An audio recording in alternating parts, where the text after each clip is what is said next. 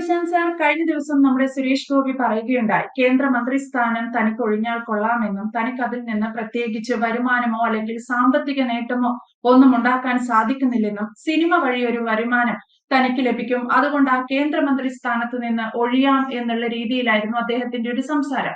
യഥാർത്ഥത്തിൽ ഒരു കേന്ദ്ര സഹമന്ത്രിയായിരിക്കുന്ന ആളിന്റെ പക്കൽ നിന്നും ഇത്തരത്തിൽ ഒരു പ്രസ്താവനകളൊക്കെ കേൾക്കുന്നത് വളരെ വിരളമാണ്.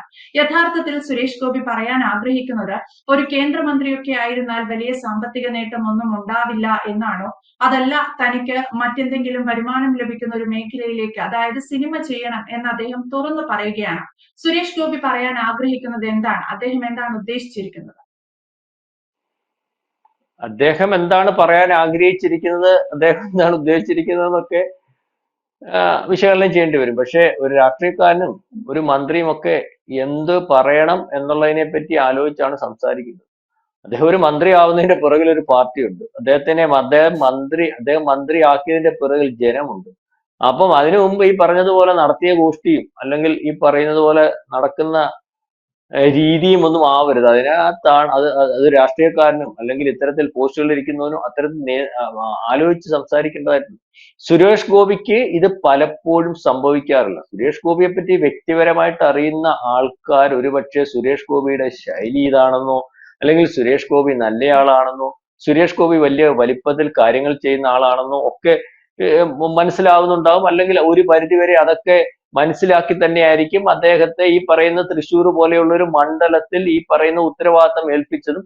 ആ അതേ മാനസികാവസ്ഥയിലും അല്ലെങ്കിൽ കേരളത്തിൽ നിന്ന് ഇതുവരെ ഇല്ലാത്ത ഒരു എംപിയെ കൊണ്ടുവന്ന ഒരാളെന്നുള്ള രീതിയിൽ അദ്ദേഹം തൃശ്ശൂർ നടത്തിയ വികസന പ്രവർത്തനവും അല്ലെങ്കിൽ അത് തുടർന്ന് കേരളത്തിലുടനീളം ഇന്ത്യയിലുടനീളം അത് കൊണ്ടു നടക്കാൻ കഴിയുമെന്ന് കൊണ്ടാണ് ഇത്രയും വലിയൊരു പദവി അദ്ദേഹത്തിന് ഏൽപ്പിച്ചു കൊടുത്തത്. അതിനകത്ത് ഒരുപക്ഷെ പ്രധാനമന്ത്രി നേരിട്ട് ഇടപെടുന്നു അല്ലെങ്കിൽ കേന്ദ്രത്തിന് അത്തരത്തിൽ താല്പര്യം ഉണ്ടായിരുന്നു എന്നൊക്കെ പറയുന്നുണ്ട്. അപ്പൊ ഇതിനു മുമ്പ് ഇദ്ദേഹം പല പ്രശ്നങ്ങളും ഉണ്ടാക്കിയിട്ടുണ്ട്. ഒരുപക്ഷെ ആഭ്യന്തര മന്ത്രിയുടെ ഓഫീസിൽ നടന്ന വിഷയങ്ങൾ അദ്ദേഹം എന്റെ മുഖത്തോട്ട് ഫയൽ എടുത്തെറിഞ്ഞു എന്നൊക്കെയുള്ള രീതിയിൽ സ്വകാര്യമായിട്ട് ഒരു പാർട്ടിക്കകത്ത് പറയേണ്ട കാര്യം പൊതുവേദിയിൽ പറഞ്ഞു. ഇപ്പൊ സദാനന്ദൻ മാഷൻ എന്ന് പറഞ്ഞ രാജ്യസഭാ അംഗം, RSSന്റെ ഒരു വലിയ നേതാവ്, അദ്ദേഹത്തിന് രണ്ട് കാലുകളും ഒക്കെ നഷ്ടപ്പെട്ടു, അല്ലെങ്കിൽ അദ്ദേഹത്തിന് പാർട്ടി ആ വലിപ്പത്തിൽ കാണുന്ന രാജ്യസഭാ അംഗം അദ്ദേഹത്തിന് കൊടുക്കാൻ ഞാൻ ആഗ്രഹിക്കുന്നു, കൊടുക്കണം, എനിക്ക് വരുമാനമില്ല, അല്ലെങ്കിൽ ഈ പറയുന്നത് പോലെ എനിക്ക് സിനിമയാണ് വരുമാനമെങ്കിൽ ഇദ്ദേഹം ഈ രാഷ്ട്രീയ പാർട്ടി പൊതുപ്രവർത്തന രംഗത്തേക്ക് വരേണ്ട കാര്യമില്ലായിരുന്നല്ലോ.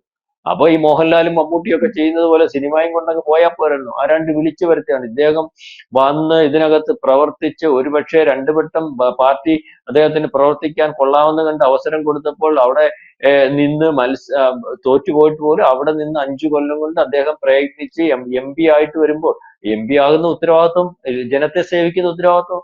അപ്പൊ സിനിമയ്ക്കകത്ത് അഭിനയിക്കാൻ പറ്റണമെന്നില്ല, അല്ലെങ്കിൽ സിനിമയ്ക്കകത്ത് അഭിനയിച്ച് വരുമാനം ഉണ്ടാക്കുന്ന ഒരവസ്ഥയിലേക്ക് പോയാൽ അദ്ദേഹത്തെ ഏൽപ്പിച്ചിരിക്കുന്ന കാര്യം ഒരുപക്ഷെ ഇപ്പോഴത്തെ കേന്ദ്ര മന്ത്രിസഭയുടെ ഒരു രീതി എന്ന് വെച്ചാൽ 24 മണിക്കൂറും പണിയെടുക്കണം. MP ആയാലും അല്ലെങ്കിൽ മന്ത്രി ആയാലും എന്ന് വെച്ചാൽ രാജ്യത്തിന് വേണ്ടി പണിയെടുക്കുന്ന ഒരു മാനസികാവസ്ഥ ഉണ്ടാകണം. അതിനകത്ത് ആ രാജ്യത്തിന് വേണ്ടി പണിയെടുക്കുന്നതിനകത്ത് അദ്ദേഹത്തിന് കിട്ടുന്ന ഒരു തുച്ഛമായ വരുമാനം കാണും, അല്ലെങ്കിൽ ശമ്പളം കാണും. ഇതൊക്കെ വെച്ച് ഈ പണി ചെയ്യാൻ പ്രാപ്തമായിട്ടുള്ള മാനസികാവസ്ഥ ഉണ്ടെങ്കിൽ മാത്രമേ ആ ജോലിക്ക് വരാമായിരുന്നുള്ളൂ, അല്ലെങ്കിൽ അത്തരത്തിൽ ഏൽപ്പിക്കുന്ന ജോലി ഏറ്റെടുക്കാമായിരുന്നുള്ളൂ.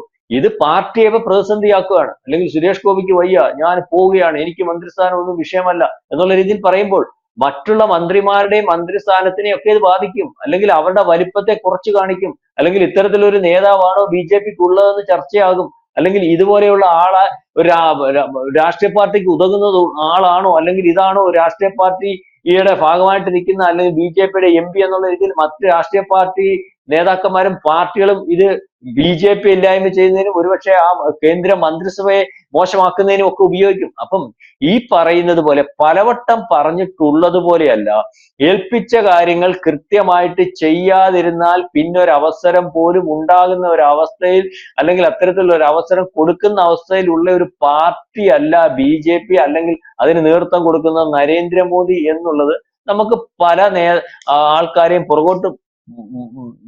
അല്ലെങ്കിൽ പുറകോട്ട് നോക്കിയാൽ മനസ്സിലാവും. ഇപ്പൊ ഇദ്ദേഹത്തിന്റെ കാര്യത്തിൽ അതൃപ്തിയുണ്ട്. ഒരുപക്ഷെ നാളെ കാലത്തെ മന്ത്രിസ്ഥാനത്തു നിന്ന് അങ്ങ് മാറ്റി നിർത്തും എന്നുള്ളതല്ല, സുരേഷ് ഗോപിയുടെ ഭാവിയെ, അല്ലെങ്കിൽ ഇത്തരത്തിൽ സുരേഷ് ഗോപി പ്രവർത്തിച്ചാൽ കേരളത്തിലെ BJPയുടെ ഭാവിയൊക്കെ അത് ബാധിക്കുമെന്നുണ്ട്. സുരേഷ് ഗോപിക്ക് നാളെ കാലത്തെ അല്ലെങ്കിൽ വരും ദിവസങ്ങളിൽ പാർട്ടിയുടെ ഭാഗത്തു നിന്ന് നടപടിയെടുത്ത് പോകുന്ന ഒരു അവസ്ഥയുണ്ടാവും. ഏതായാലും ഈ നമ്മൾ കാണുന്ന അല്ലെങ്കിൽ നമ്മൾക്ക് പരിചയമുള്ള നമ്മൾ നിത്യം കണ്ടുകൊണ്ടിരിക്കുന്ന ഒരു രാഷ്ട്രീയ അല്ലെങ്കിൽ നേതാക്കന്മാർ അത് പല പല പാർട്ടിയുടെ ആണെങ്കിലും ഇപ്പൊ CPM-ന്റെ ആയാലും കോൺഗ്രസിന്റെ ആയാലും ഈ പറയുന്ന ഘടകകക്ഷികളുടെ ആയാലും എല്ലാവർക്കും കേരളത്തിൽ രാഷ്ട്രീയ പാർട്ടി നേതാക്കന്മാർക്ക് ഉള്ള ഒരു ശൈലിയുണ്ട്. പലരും പല രീതിയിൽ വർത്തമാനം പറയുമ്പോഴും ഒരു രാഷ്ട്രീയക്കാരനിൽ നിന്ന് പൊതുജനം ആഗ്രഹിക്കുന്ന ഒരു ശൈലിയുണ്ട്. എന്റെ ശൈലി ഇതാണ് എന്ന് പറഞ്ഞുകൊണ്ട് ഒരു പൊതുപ്രവർത്തന രംഗത്തേക്ക് ഒരു വ്യക്തിക്കും വരാൻ പറ്റത്തില്ല.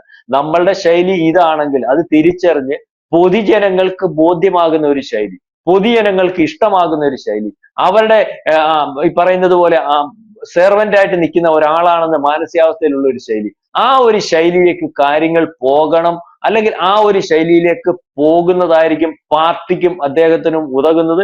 ഇതാണ് ശരി, ഞാൻ ഇങ്ങനെ ചെയ്യത്തുള്ളൂ എന്നുള്ള രീതിയിലേക്ക് പോയാൽ അദ്ദേഹത്തെ അടുത്തറിയുന്നത് ഒരുപക്ഷെ അദ്ദേഹത്തെ അടുത്തറിയുന്നവർ മാത്രമായിരിക്കും. ഒരുപക്ഷെ ആദ്യം അടുത്തറിയുന്ന ഭാര്യയായിരിക്കും, അല്ലെങ്കിൽ അദ്ദേഹത്തിന്റെ കുഞ്ഞുങ്ങളായിരിക്കും, അല്ലെങ്കിൽ അദ്ദേഹത്തിന്റെ ആനുകൂല്യം കിട്ടിയിട്ടുള്ളവരായിരിക്കും, അല്ലെങ്കിൽ അദ്ദേഹം നല്ലവനാണെന്ന് അദ്ദേഹത്തിന്റെ എന്തെങ്കിലും ആനുകൂല്യം മേടിച്ചിട്ടുള്ളവരായിരിക്കും. അത് വളരെ തുലവും കുറവായിരിക്കും.